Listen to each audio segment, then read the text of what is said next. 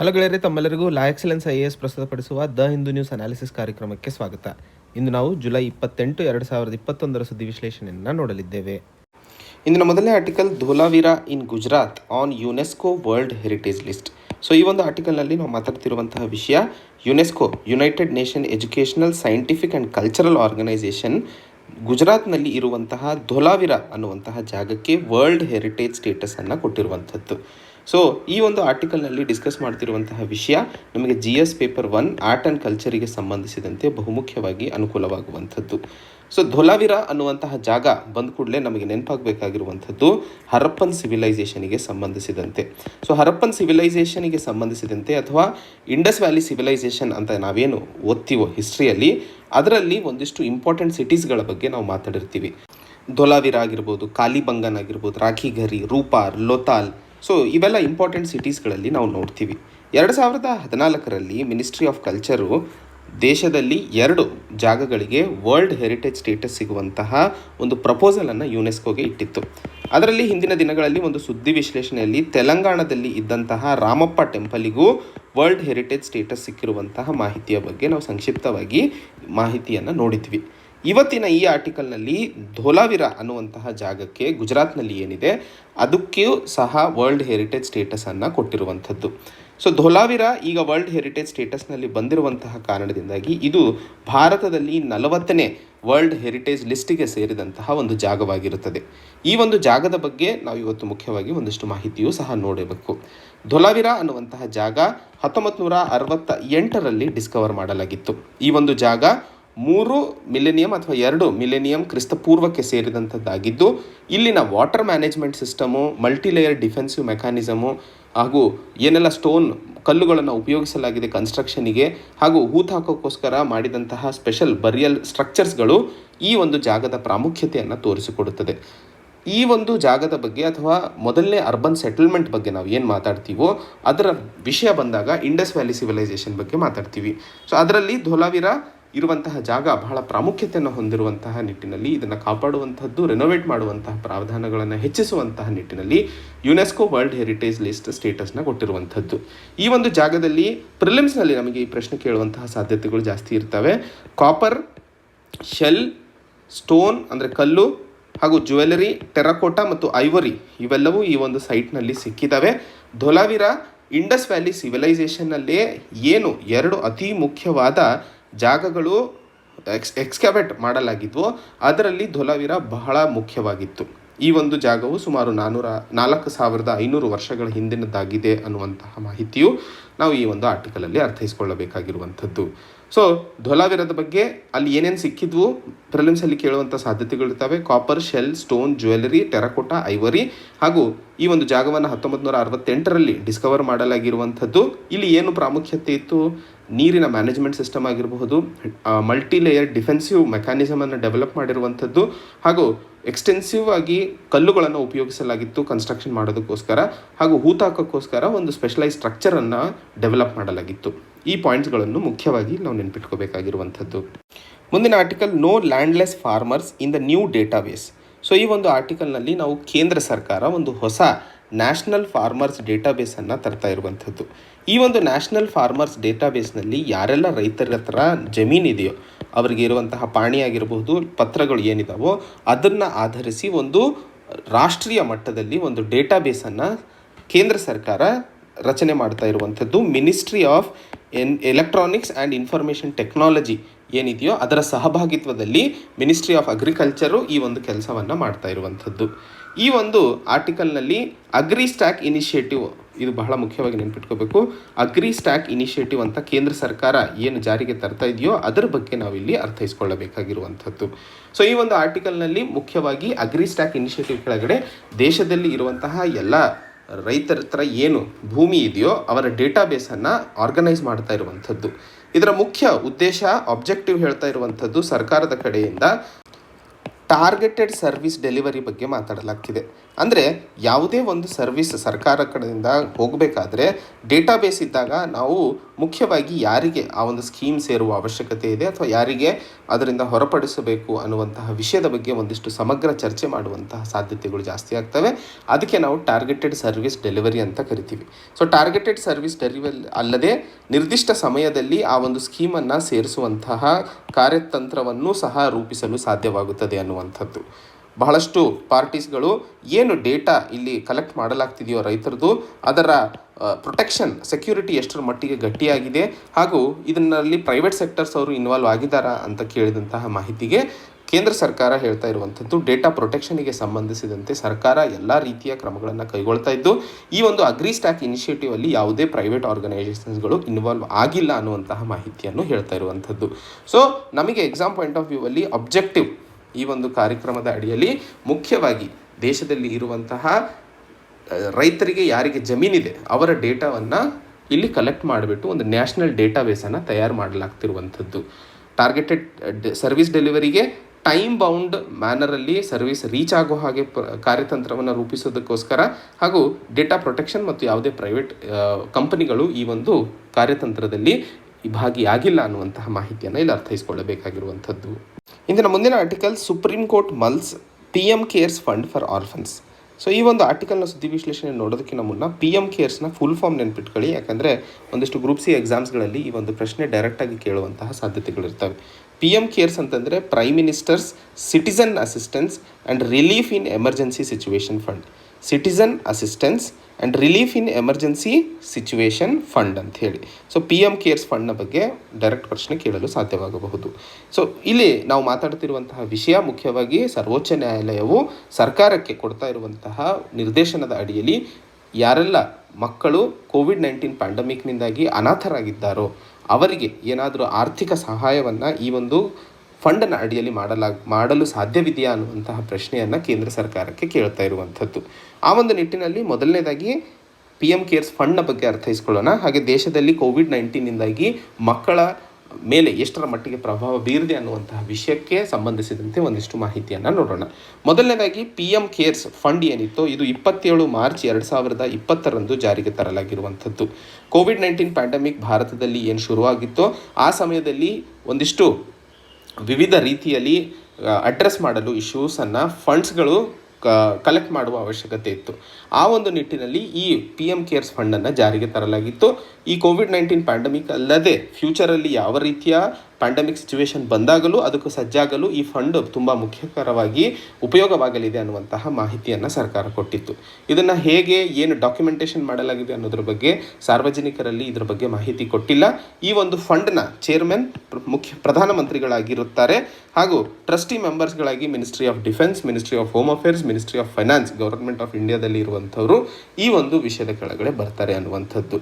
ಹಾಗೆ ಈ ಒಂದು ಫಂಡ್ ಯಾವ ರೀತಿಯಲ್ಲಿ ಹೇಗೆ ಪಬ್ಲಿಕ್ ಪರ್ಪಸ್ಸಿಗೆ ಉಪಯೋಗವಾಗಿದೆ ಅನ್ನುವಂಥದ್ದು RTI ಇನ್ಫಾರ್ಮೇಷನ್ ಆ್ಯಕ್ಟ್ 2005 ಅಡಿಯಲ್ಲಿ ಕೊಡಲು ಸಾಧ್ಯವಿಲ್ಲ ಅನ್ನುವಂತಹ ವಿಷಯಕ್ಕೆ ಸಂಬಂಧಿಸಿದಂತೆ ಒಂದಿಷ್ಟು ಗಂಭೀರ ವಿರೋಧಗಳು ಇದರ ಮೇಲೆ ಎದ್ದಿದ್ವು.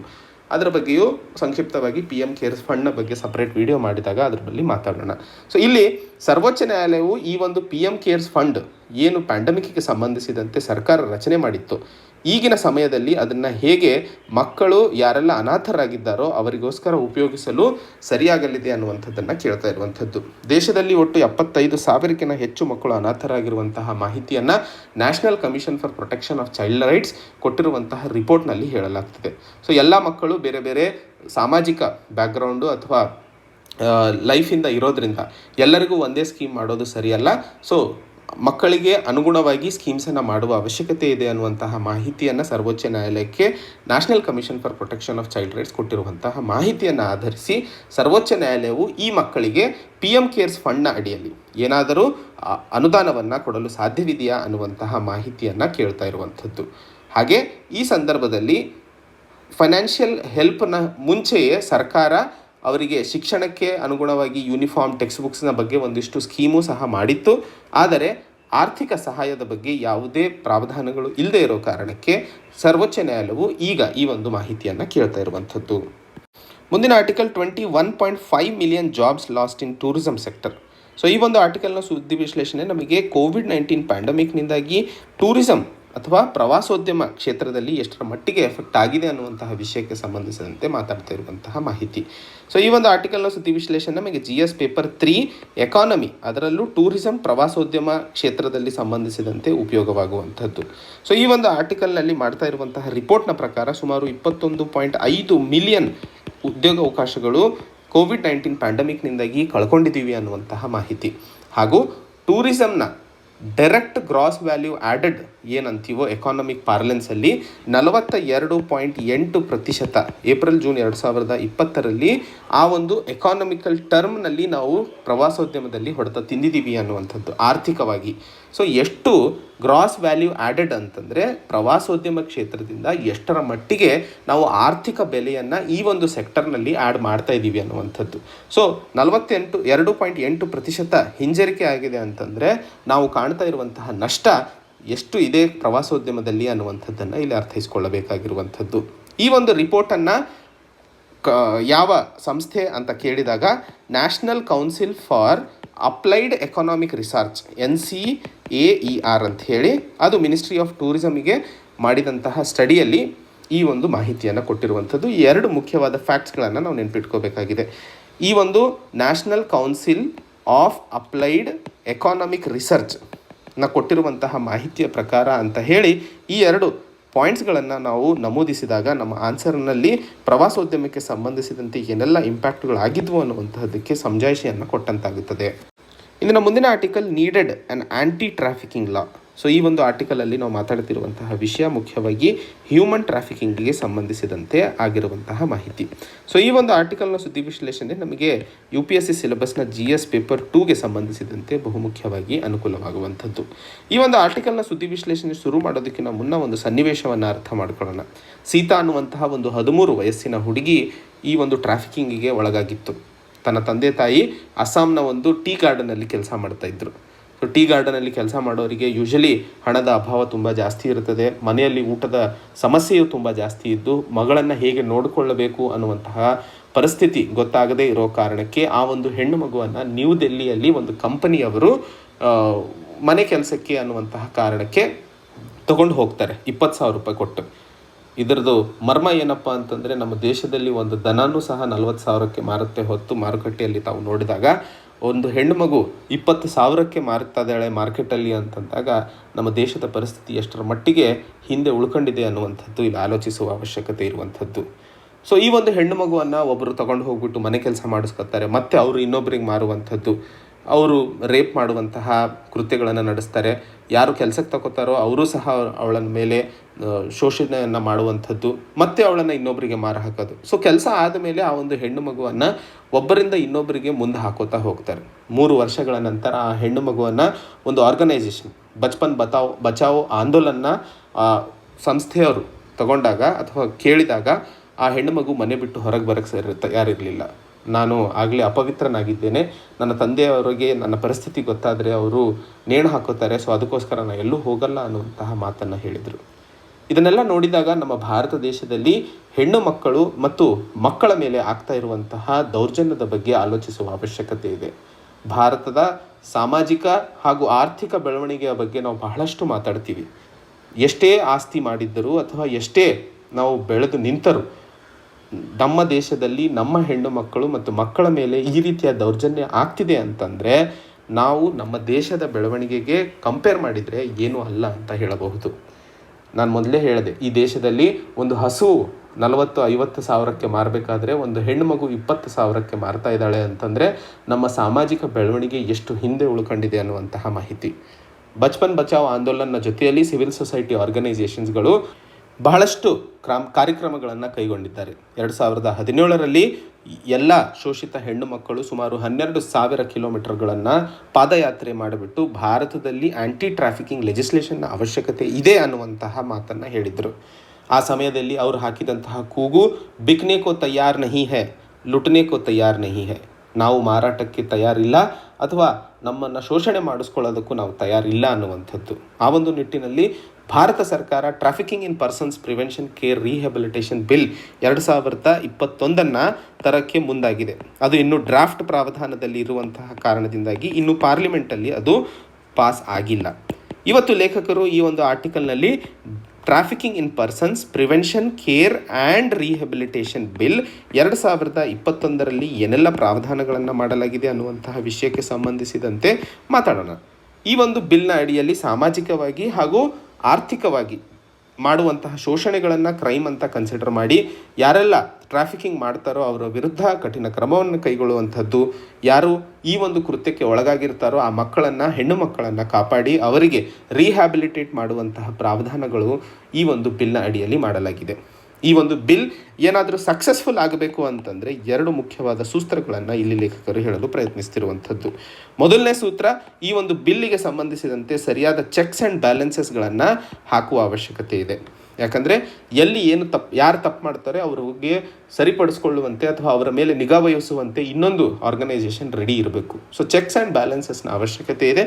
ಹಾಗೂ ಈ ಒಂದು ಬಿಲ್ ಪೂರ್ತಿಯಾಗಿ ಕಾರ್ಯರೂಪಕ್ಕೆ ಬರಬೇಕು ಅಂತಂದರೆ ಸರಿಯಾದ ರಿಸೋರ್ಸಸ್ಗಳು ಕೊಡಬೇಕು. ಮ್ಯಾನ್ ಪವರ್ ಆಗಿರಬಹುದು, ಫೈನಾನ್ಷಿಯಲ್ ಪವರ್ ಆಗಿರಬಹುದು. ಎಫೆಕ್ಟಿವ್ ಇಂಪ್ಲಿಮೆಂಟೇಷನ್ ಆಗಬೇಕು ಅಂತಂದರೆ ಈ 2 ಸಕ್ಸಸ್ಫುಲ್ ಆಗಲು ಬೇಕಾದಂತಹ ಮಂತ್ರಗಳು ಅನ್ನುವಂತಹ ಮಾತನ್ನು ಲೇಖಕರು ಇಲ್ಲಿ ಹೇಳ್ತಾ ಇರುವಂಥದ್ದು. COVID-19 ನಂತರದಲ್ಲಿ ಟ್ರಾಫಿಕಿಂಗ್ಗೆ ಸಂಬಂಧಿಸಿದಂತೆ ಹೆಣ್ಣು ಮಕ್ಕಳ ಮತ್ತು ಮಕ್ಕಳ ಮೇಲೆ ಆಗ್ತಾ ಇರುವಂತಹ ದೌರ್ಜನ್ಯಗಳ ಸಂಖ್ಯೆ ತುಂಬ ಜಾಸ್ತಿ ಆಗಿದೆ ಅನ್ನುವಂತಹ ಮಾಹಿತಿಯೂ ಗೊತ್ತಾಗ್ತಾ ಇದೆ.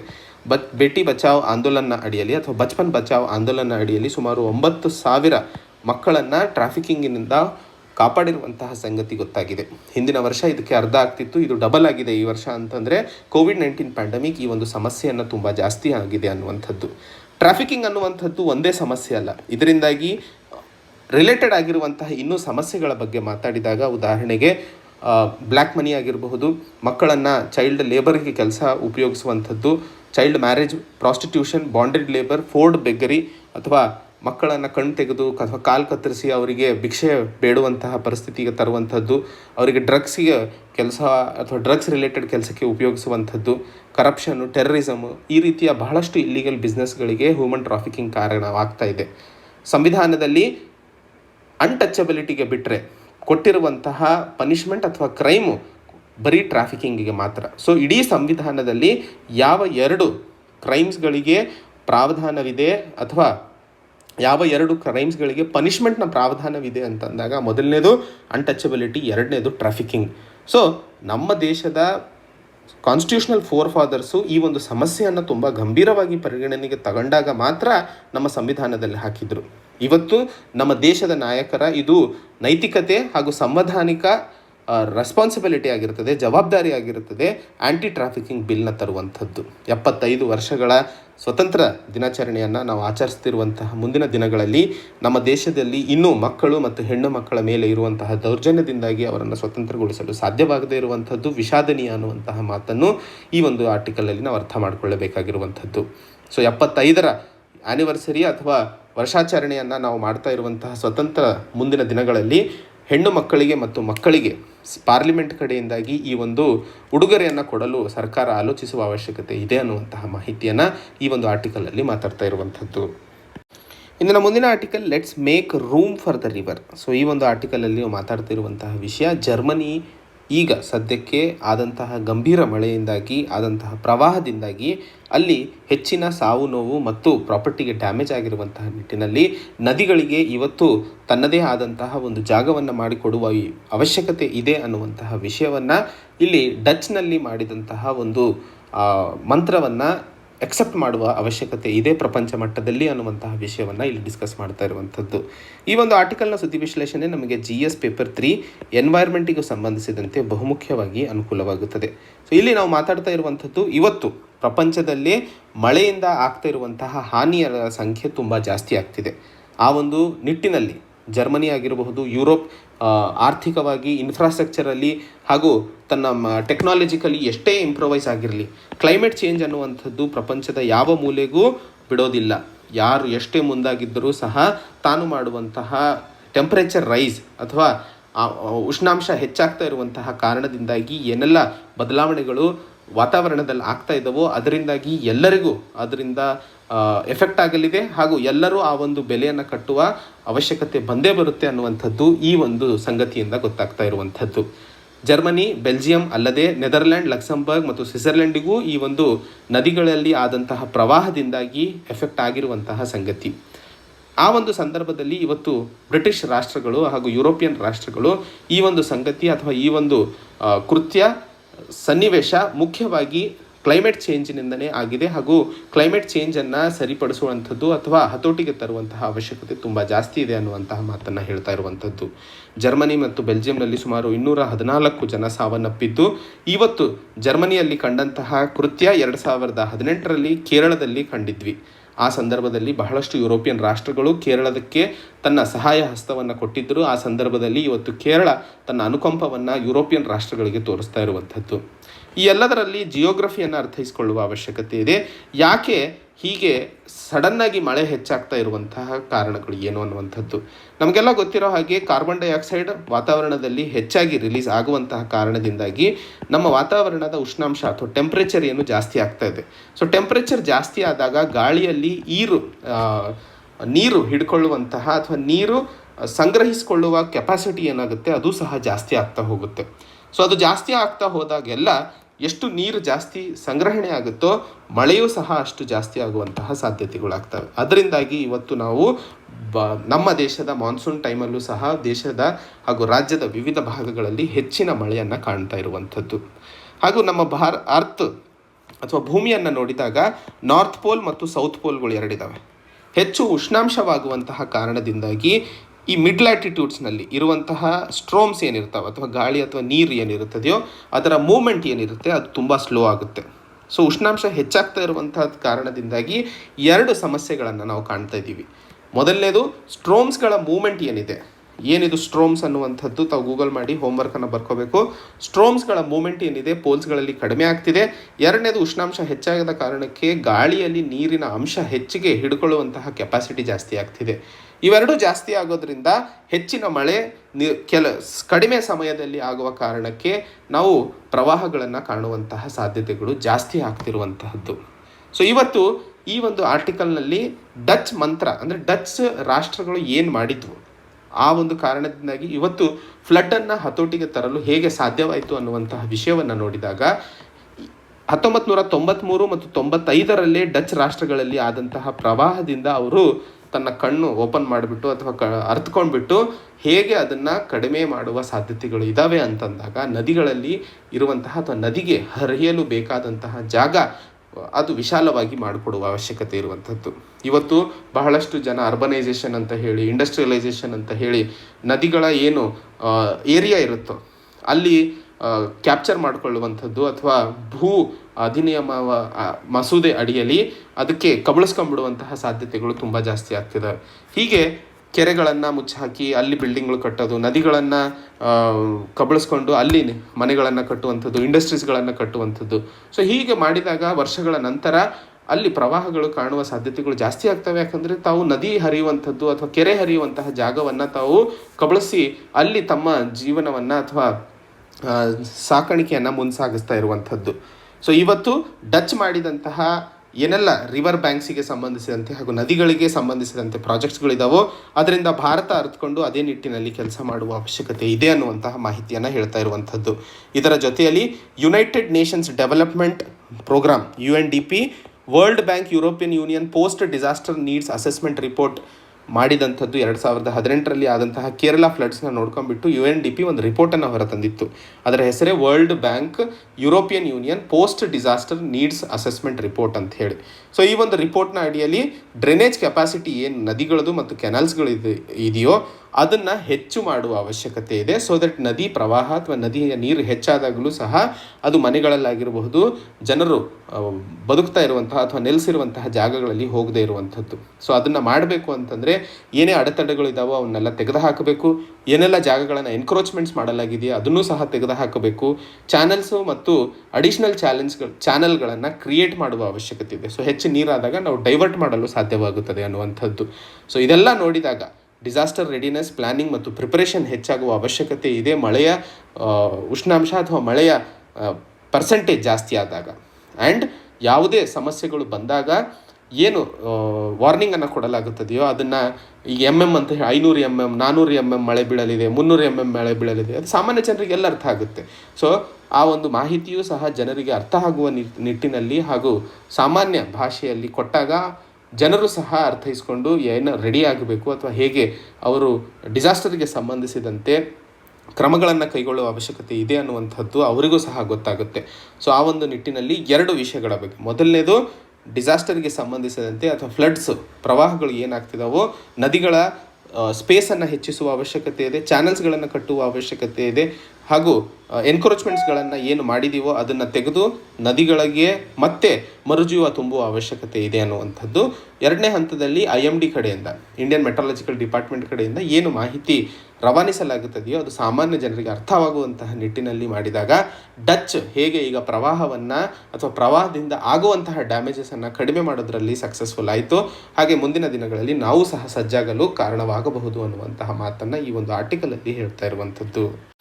ಮುಂದಿನ ಆರ್ಟಿಕಲ್ ಕ್ರೈಸಿಸ್ ಇನ್ ಟ್ಯೂನಿಸ್. ಸೊ ಈ ಒಂದು ಆರ್ಟಿಕಲಲ್ಲಿ ನಾವು ಮಾತಾಡ್ತಿರುವಂತಹ ವಿಷಯ ಟ್ಯೂನಿಸ್ನಲ್ಲಿ ಆದಂತಹ ಅಥವಾ ಟ್ಯುನೀಷಿಯಾದಲ್ಲಿ ಆದಂತಹ ಒಂದು ಕ್ರೈಸಿಸ್ನ ಬಗ್ಗೆ.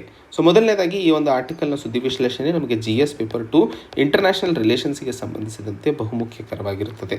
ಸೊ ಇಲ್ಲಿ ಟ್ಯುನೀಷಿಯಾ ಬಗ್ಗೆ ಪೊಲಿಟಿಕಲ್ ಮ್ಯಾಪು ಎಲ್ಲಿದೆ ಅನ್ನುವಂಥದ್ದನ್ನು ಮೊದಲಿಗೆ ನೋಡೋಣ. ಟ್ಯುನೀಷಿಯಾ ಆಫ್ರಿಕಾ ಕಾಂಟಿನೆಂಟಲ್ಲಿ ಬರುವಂತಹ ಒಂದು ರಾಷ್ಟ್ರ, ನಾರ್ದರ್ನ್ ಭಾಗದಲ್ಲಿರ್ತದೆ. ಪ್ರಿಲಿಮ್ಸಲ್ಲಿ ಮುಖ್ಯವಾಗಿ ಇದರ ಸುತ್ತ ಇರುವಂತಹ ರಾಷ್ಟ್ರಗಳು ಅಥವಾ ಯಾವ ರಾಷ್ಟ್ರಗಳೊಂದಿಗೆ ಟ್ಯುನೀಷಿಯಾ ಬಾರ್ಡರನ್ನು ಹೊಂದಿದೆ ಅಂತಂದಾಗ ಅಲ್ಜೀರಿಯಾ ಮತ್ತು ಲಿಬಿಯಾ ಒಂದಿಗೆ ನೆನ್ಪಿಟ್ಕೊಳ್ಳಿ. ಇದು ಪ್ರಿಲಿಮ್ಸಲ್ಲಿ ಬಹಳ ಫ್ಯಾಕ್ಚುಯಲ್ ಕ್ವಶನ್ ಆಗಿರುತ್ತದೆ, ಕೇಳುವಂತಹ ಸಾಧ್ಯತೆಗಳು ತುಂಬ ಜಾಸ್ತಿ ಆಗಿರ್ತವೆ.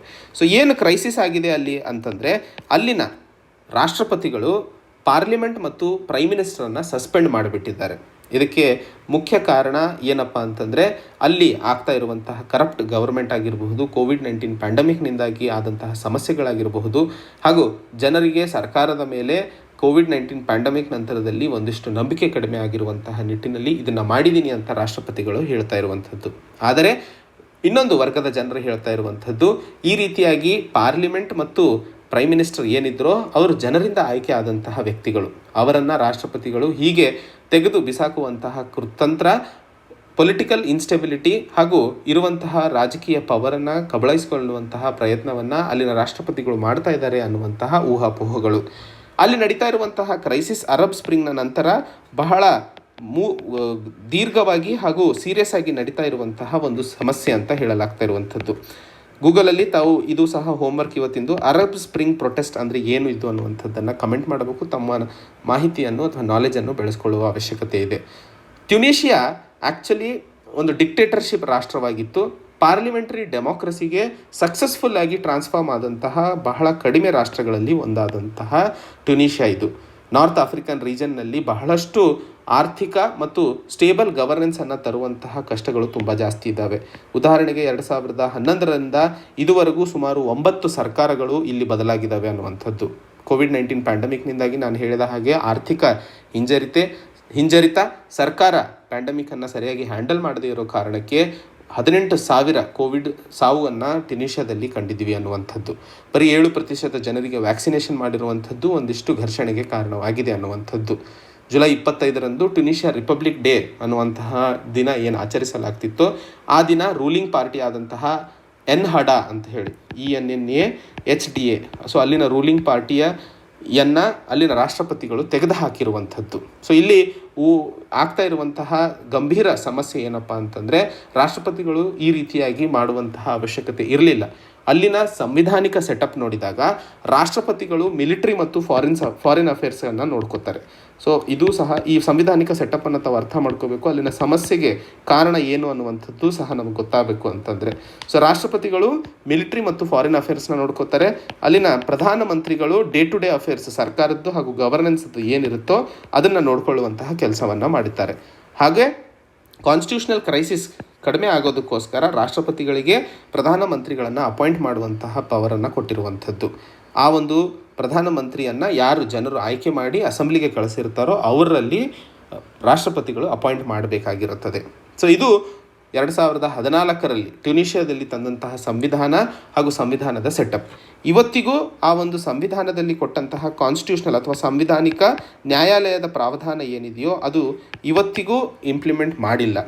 ಯಾವಾಗಲೂ ರಾಷ್ಟ್ರಪತಿ ಮತ್ತು ಪ್ರಧಾನಮಂತ್ರಿಗಳ ನಡುವೆ ಬಂದಂತಹ ಘರ್ಷಣೆಯ ಸಮಯದಲ್ಲಿ ಸಾಂವಿಧಾನಿಕ ನ್ಯಾಯಾಲಯ, ಕಾನ್ಸ್ಟಿಟ್ಯೂಷನಲ್ ಕೋರ್ಟ್ ಅಂತ ಏನು ಕರಿತೀವೋ, ಅದು ಮಧ್ಯಸ್ಥಿಕೆಯನ್ನು ವಹಿಸಬೇಕಾಗಿರ್ತದೆ. ಬಟ್ ಇವತ್ತಿಗೂ ಇದು ಬಂದಿಲ್ಲದೆ ಇರೋ ಕಾರಣಕ್ಕೆ ಈ ಒಂದು ಘರ್ಷಣೆ ಅಥವಾ ಈ ಒಂದು ಕ್ರೈಸಿಸಿಗೆ ಇನ್ನೂ ಹೆಚ್ಚು ಬೆಂಕಿ ಹಾಕಿದ ಹಾಗೆ ಆಗಿರುವಂಥದ್ದು. ಸೊ ಮುಂದಿನ ದಿನಗಳಲ್ಲಿ ಟ್ಯುನೀಷಿಯಾದಲ್ಲಿ ಏನೆಲ್ಲ ಆಗಲಿದೆ ಅದನ್ನು ಕಾದು ನೋಡಬೇಕಾಗಿರುವಂತಹ ವಿಷಯವಾಗಿರುತ್ತದೆ. ಸೊ ಇದು ಇವತ್ತಿನ ಸುದ್ದಿ ವಿಶ್ಲೇಷಣೆ ಗೆಳೆಯರೆ. ಮತ್ತೆ ಹೊಸ ಸಂಚಿಕೆಯೊಂದಿಗೆ ಭೇಟಿಯಾಗೋಣ. ಅಲ್ಲಿಯವರೆಗೆ ಜೈ ಹಿಂದ್, ಜೈ ಕರ್ನಾಟಕ.